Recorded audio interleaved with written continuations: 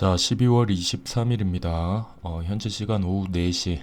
현재 비트코인 가격은 16,800달러 정도 하고 있습니다. 자, 어제 나스닥이 하락을 하면서 비트코인도 밑으로 빠졌습니다. 16.5K까지 도달을 했었는데 다시 한번 지금 말아 올려주는 그림 보여주고 있습니다. 자, 그러면 지금 우리가 비트코인이 갈 수 있는 방향성에 대해서 우리가 어떤 것들이 있는지 우리가 체크를 해서 이런 부분들이 나왔을 경우 우리가 어떻게 대처를 해야 되는지 미리 여러 가지 가능성들을 열어놓고 우리가 공통 구간을 찾아서 여러 가지 하락으로 가던 아니면 상승으로 가던 패턴이라고 해도 공통 구간이 생기기 마련이죠. 말했던 그 구간을 잡아서 확률을 좀 높이는 방식으로 매매를 하시면 될 것 같아요. 자, 우선 어제 나스닥 같은 경우에는 하락을 했습니다. 좀 큰 폭으로 하락을 했는데 나스닥에 비해서 오히려 비트코인은 잘 방어를 해줬어요. 실제로 여기를 보시면은 여기에서 나스닥은 저점 갱신을 했는 구간에서 추가적으로 한 번 더 밑으로 빠졌지만 비트코인의 가격의 저점은 위로 올라와 있는 상태죠. 그러니까 나스닥이 어제 하락한 거에 비해서 비트코인은 방어를 잘해줬다라고 생각을 할 수가 있거든요. 오히려 지금 나스닥이 더 힘든 상황인데, 자, 이런 부분들 다 종합을 해보고 우리가 여러 가지 가능성 확인해서 이 부분에서 대응을 어떤 식으로 하면 좋을지 한번 살펴보도록 할게요. 자, 우선 어제 매매 같은 경우에는 저도 어려웠어요. 그래서 좀 오락가락 했습니다. 그래서 포지션 예약했다가 아무래도 안 될 것 같아서 예약 취소도 하고 무포지션으로 계속 관망을 했어요. 그래서 보시면 너무 어려워가지고 저도 계속해서 잡는 걸 꺼려 했었거든요. 좀 위험한 구간이라고 생각을 했고, 그렇게 한 이유가 어제 나스닥은 이런 식으로 해서 밑으로 빠지고 있는데 비트코인은 계속해서 버텨주고 있었어요. 그러니까 이 방향성 예측하는 게 좀 어려웠거든요. 예를 들면 나스닥이나 여러 가지 뭐 달러 인덱스랑 이런 것들을 비교를 했을 때 같이 움직이는 방향성이 나온다라고 하면은 조금 확신을 가질 수가 있는데, 이런 식으로 반대로 움직이면은 한쪽이 거짓말을 하고 있다라고 생각을 하시면 돼요. 쉽게 설명을 해서. 그러면은 한쪽 방향이 만약에 여기에서 밑으로 내려갔다. 지금 이 비트코인이 버티고 있는 게 거짓말이다. 그러면은 한 번에 쭉 빠질 수가 있고, 오히려 여기에서 지금 나스닥이 이렇게 움직이는데 여기에서 나스닥이 살짝 반등해준다? 그럼 비트코인은 한 번에 급등할 수 있는 이런 위험성이 있기 때문에 어제 포지션 잡는 게 좀 어려웠어요. 그래서 계속해서 포지션 안 잡고 있다가 이제 마지막 부분에 잡았습니다. 현재가 16761. 그 당시 이제 나스닥 개장 13분 전이었는데 16761에서 숏을 잡았어요. 근데 여기에서 이야기할 때도 왜 그러냐면 대응이 돼야 되거든요. 왜냐면 그때 당시에도 밑으로 갈 수도 있고 위로 갈 수도 있는 정말 양쪽의 방향성이 다 열려는 있었어요.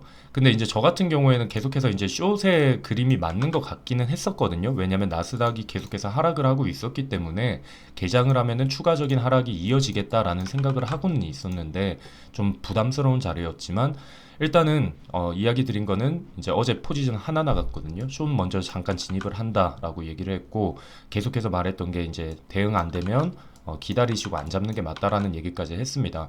우선은 이렇게 좀 위험 부담 리스크를 가지고는 들어갔지만 다행히 예상했던 방향으로 좀 이동을 해줘서 예상 매도 구간은 16585로 예약 매도를 걸어놨습니다. 그 이유는 뭐냐면 여기에서 16.2K까지도 볼 수 있었어요. 자, 이 사진인데 이 사진이 뭐냐면 이 부분이거든요. 자, 만약에 나스닥이 이제 하락을 하고 이제 비트코인도 추가적인 하락을 한다라고 하면은 여기까지 열려 있어요. 0.786까지도 열어줘야 되는 구간이거든요. 그런데 여기 0.618 구간에서 이 구간을 이렇게 좀 확대를 해보면 보시면은 16602, 136인가요? 336인가요? 하여튼 1660, 16602 이 구간이란 말이에요. 그래서 예약 매도를 그 밑에 이제 꼬리 잠깐 빠지는 부분 생각해서 16585로 예약 매도를 걸어놨습니다. 그래서 실제 차트를 보면은 여기에서 매도가 됐죠. 16582까지 이제 이 구간인데 16582에서 여기에서 매도가 되고 바로 올라와 줬어요. 그래서 다행히 여기에서 수익 확보의 중요성이 이런 모습에서 나올 거라고 생각을 합니다. 여기에서 수익 확보를 한다라는 이유가 뭐냐면 여기까지도 열어주면 좋겠죠. 만약에 내가 여기에서 숏 매도를 했는데 여기에서 들어가서 숏 매도를 여기에 진행을 했는데 여기까지 내려오면은 솔직히 좀 아쉽긴 하겠지만 말했던 것처럼 이런 구간들이 생긴단 말이에요. 내가 예상했던 범위까지 도달을 안 하고 되돌림을 줘버리면, 그러면 여기에서 수익 났던 게 다시 원위치가 되잖아요. 그래서 저는 항상 여러분들께 욕심 부리지 말고 수익 확보를 하자라는 의미에서 이런 식으로 매도 구간을 잡아드려요. 그래서 1차 수익 확보, 2차 수익 확보 이런 걸 하는데, 어제는 방향성이 너무 어려워서 저도 예상 매도 구간에서 그냥 한 번에 다 매도를 했거든요. 그래서 16585까지 한번 열어놓고 매도한다라고 진행을 했고, 그래서 어제 매도 완료를 했습니다. 새벽 2시 40분쯤에 말했던 16585에서 매도해서 한 50% 수익을 냈습니다. 자, 그러면 어제 상황을 우리가 한번 살펴봅시다. 어제 나스닥이 폭락을 했습니다. 마감은 2.18%에서 이제 마감을 했다라고 얘기를 하는데, 여기에서 나왔던 게 성장 호조의 긴축 우려가 부각이 됐다. 이게 어떤 얘기냐? 어제 발표가 됐던 것 중에 GDP가 있고요. 그리고 신규 실업 수당 청구 건수가 있었습니다. 이 경제 지표상으로는 좋게 나왔어요. GDP도 예상치보다 높게 나왔고, 실업 수당 청구 건수도 낮게 나왔기 때문에 예상치보다 지금 낮게 나왔죠. 그렇기 때문에 경제 실적이 호조로 나온 거예요. 하지만 사람들의 걱정은 뭐냐면 긴축 우려. 오히려 금리 인상을 그러면은 더 빠르게 할 수 있지 않을까, 완화를 한다라는 게 멈추지 않을까라는, 그래서 미국 성장률이 긍정적으로 나왔다는 소식에 긴축 우려로 하락 마감을 했다라고 얘기를 하고, 지표가 강한 모습을 보이자 페드의 금리 인상 여지가 강화될 것이라는 우려에 시장이 부정적으로 반응을 하고 있다라는 얘기가 나옵니다. 그리고 과도한 긴축이 내년 미국 경제를 침체로 몰아넣을 수 있다는 우려까지 함께 포함이 됐어요. 그래서 실제로 좋게는 나왔지만 전형적인 뭐죠? 굿뉴스 이즈 배드 뉴스, 좋은 뉴스가 나쁜 뉴스로 받아들여진다라는 거죠. 지금 상황이 그렇다. 그리고 또 여기에서 같은 날 기술주와 반도체주의 낙폭이 커졌다. 테슬라, 엔비디아 같은 경우는, 자, 어제 테슬라가 8.8%까지 하락을 했습니다. 테슬라는 참 어찌 보면은 믿고 사는 주라고 사람들이 생각을 하는, 한국 사람들한테 굉장히 인기가 많은 종목 중에 하나인데, 테슬라도 이렇게 하락을 했고요. 그리고 엔비디아 반도체 종류도 하락을 했습니다. 자, 이런 식으로 나스닥에서 주요 기업들의 하락이 이어짐으로 인해서 어제 전반적으로 전체 다 나스닥은 하락의 폭을 좀 키우는 이런 그림이 나와줬어요. 다행히 장 마감쯤에 이제 살짝 올려줬거든요. 장 마감 하기 직전에 이제 조금 올려줘서 조금은 회복을 했는데, 아직도 그렇게 좋은 그림이 나오고 있지는 않다라는 생각을 하고 있습니다. 자, 이런 식으로 어제 일이 있었고, 테슬라 같은 경우에는 이제 왜 좀 많이 떨어졌을까라는 생각을 해봤는데, 테슬라 같은 경우에 지금 차량 8중 추돌 사고가 일어났어요. 근데 이 원인이 자율주행 중에 급제동 때문이라는 얘기가 나와서 지금 특별 조사에 진행을 하고 있고요. 그리고 테슬라에서 할인폭을 최대 2배까지 확대를 했다라고 해요. 근데 이 테슬라는 노 디스카운트 정책, 할인을 안 하는 정책으로 유지를 해왔었는데, 이렇게 정책을 바꿨다, 할인을 하게 됐다라는 이유가 수요 악화를 의미한다라는 우려가 잇따르고 있고, 그로 인해서 테슬라의 주가는 좀 추가적인 하락의 폭을 키웠다라고 생각을 합니다. 그래서 머스크 같은 경우에는 테슬라 주식을 안 판다라고 이번에 다시 한번 이야기함으로 인해서 이 테슬라 주가 하락을 방어하기 위한 조치를 취하고 있는데, 말을 맨날 바꾸죠. 안 판다고 했다가 팔았었죠, 예전에 트위터 인수 자금 위해서. 근데 이번에 진짜 2년간 안 팔겠다라는 얘기를 다시 했는데, 또 이 부분이 시장에 어떻게 사람들의 신뢰를 얻을 수 있는지 우리가 한번 지켜봐야 될 것 같습니다. 자, 그러면 지금 우리가 볼 수 있는 방향에 대해서 좀 이야기를 해볼 건데, 먼저 이거를 여러분들이 알고 계시면 좋을 것 같아요. 이 부분을 적용을 해서 한번 이야기 드려보도록 할게요. 자, 먼저 우리가 보고 있는 패턴, 먼저 플랫 패턴이라고 우리가 생각을 하고 있는 부분도 있다라고 했죠. 계속해서 언급드렸는데, 그래서 여기 매도 시점을 잡았던 구간이었고, 자, 여기에서 플랫 패턴이 진행이 된다라고 하면은 저는 말했던 것처럼 여기 밑에까지 떨어져 줘야 된다라고 생각을 하고 있는 입장. 이 부분은 저번 영상에서도 말했으니까 저번 영상 참고해 주시고, 자, 그러면 또 다른 부분 중에 이 부분을 한번 생각을 해봅시다. 자, 여기에서 지금 11월 22일부터 여기에서 1, 2, 3, 4, 5파동이 나왔다라고 생각을 해봅시다. 근데 여기에서 정말 좀 애매한 게, 원래 1파동이 있죠. 1파동이 있으면 여기 4파가 침범을 하면 안 돼요. 여기 1파동이 4파동이 1파동 밑으로 내려가면 안 되거든요. 근데 여기 보시면은 이 꼬리 부분이 1파동보다 지금 밑에까지 떨어졌단 말이에요. 근데 우선 이렇게 생각해 봅시다. 우리가 꼬리를 제외하고, 꼬리는 당연히 이제 우리가 단기적으로 보기 때문에 이게 넓은 그림이 아니잖아요. 약 한 달간의 그림인데 넓지 않기 때문에 만약에 꼬리 부분을 제외한다, 이 캔들의 몸통 부분만 본다라고 하면은 지금 여기 있는 형태가 완성이 됩니다. 자, 그럼 1, 2, 3, 4, 5 파동이 진행이 됐다. 그러면 그 다음에 따라오는 게 조정파 ABC가 오는데, 만약에 지금 ABC 카운팅 치는 게 진짜 어려워요. 만약에 뭐 이런 식으로 쳐야 되는 건지, 지금 아니면 이렇게 길게 빼야 되는 건지, 이거를 지금 잡는 게 많이 어렵거든요. 자, 그러면 아까 보여드렸던 이거랑 한번 우리가 대입을 해서 해봅시다.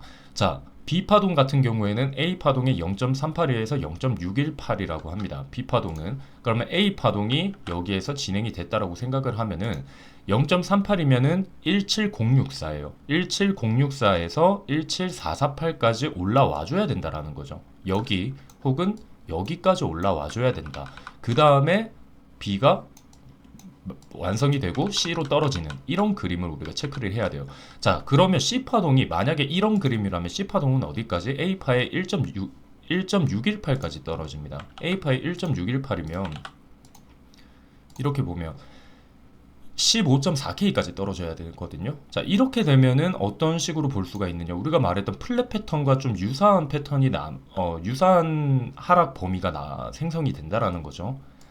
그래서 이런 식의 방식으로 우리가 체크를 할 수 있는 게 첫 번째. 아까 말했던, 자, 플랫 패턴을 첫 번째로 잡고, 자, 이런 식으로 가서 이 반등을 한 17K에서 뭐 이 구간까지 줬다가 그 다음에 떨어지는 이런 그림을 우리가 한번 유추를 해볼 수가 있고, 이게 두 번째입니다. 자, 그리고 만약에 아니면 지금 ABC가 이런 식이 아니라 ABC가 벌써 이걸로 카운팅 쳤다. 이건 좀 애매하긴 한데, 자, 이런 식으로 나왔다라고 생각을 한번 해보면 A파의 어디죠? 0.382 도달은 아직 안 했었단 말이에요. 그래서 이게 애매한 거예요. 지금 한번 반등을 좀 줘야 된다. 제가 말했던 17K, 17.2K까지는 도달을 해줘야 된다라는 내용의 근거가 계속 이거거든요. 만약에 조정 파동이 온다라고 해도 이런 식으로 한번 반등을 주고 와야 되는데 반등이 없이 거의 좀 애매하게 지금 떨어지고 있기 때문에 카운팅 치는 게 매우 어려워요. 자, 만약 이런 식으로 갔다라고 치면은 그러면 A파의 1.618 여기 라인이죠. 근데 그거보다 지금 더 떨어졌단 말이에요. 그러니까 이렇게 카운팅 치는 거는 조금 무리가 있을 것 같고, 아까 말했던 거 만약에 그러면 이런 식으로 가줘야 된다라는 거거든요. 자, 그러면 말했던 B파 어디까지죠? 아까 말했던 382. 제가 지금 꼬리 안 잡고 캔들로 잡고 있어요. 몸통으로. 382까지 하면은 17K까지는 한번 찍어줘야 된다라는 거죠. 근데 지금 이쪽을 찍었다라고 볼 수도 또 있단 말이에요. 왜냐면 여기에서 이때 17K까지 거의 도달을 했었잖아요. 그러면 이렇게 봐버린다면 지금 여기에서 떨어질 수도 있겠죠. 아니면 지금 이거를 그냥 꼬리로 남겼기 때문에 확실하게 한 여기까지는 이렇게 찍어주는 그림 나오고 내려오는 이런 그림을 생각을 해볼 수가 있다. 자, 이런 그림이 두 번째라고 했죠. 자, 그리고 마지막 세 번째는 뭐냐면 이런 식으로 진행이 됐고, 만약에 이걸 다 지우고 여기에서 지금 엘리엇이 1파가 지금 나왔다. 이거를 큰 틀에서 한 달 범위겠죠?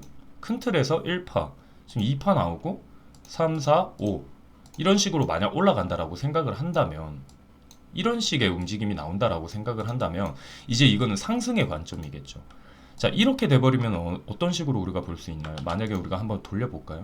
돌려보면은 이 2파동은 1파에 0.382에서 0.618입니다. 그러면 여기가 0.618 구간인데 지금 0.618보다는 한번 떨어졌단 말이에요. 떨어졌는데 여기에서 보시면 이 말했던 여러분들 이 피보나치 비율은 어느 정도 그냥 가능성이 높은 구간을 말하는 거지 이게 100%는 아닙니다.